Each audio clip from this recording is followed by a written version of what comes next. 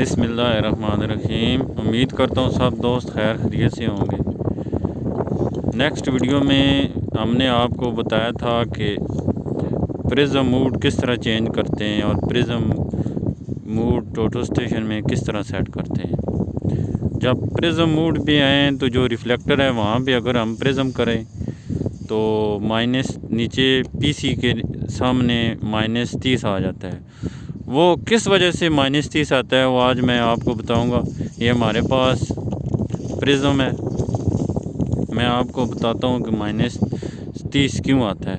टोटो station जो हमारी है वो ऑब्जर्वेशन यहाँ पे करती है, इस शीशे पे करती है। यहाँ से लेकर जो यहाँ तक फासला है वो है -30।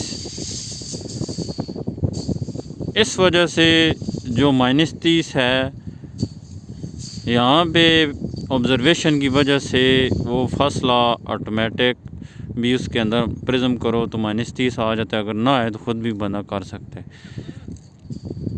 इस जगह पे ऑब्ज़र्वेशन करती है टोटो स्टेशन, जिसकी वजह से ये जो प्रिज्म है ये इसका जो है आगे शीशा ये आगे है, जहाँ पे रिफ्लेक्टर पड़ता है और मशीन ऑब्ज़र्वेशन करती है।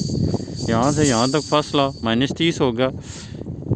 ये देखें नीचे वो इसकी जो टो है, टो पीछे है और ये जो इसका शीशा है जहाँ पे मशीन ऑब्ज़र्वेशन करती है ये आगे है। यहाँ से लेकर यहाँ तक फासला -30 है।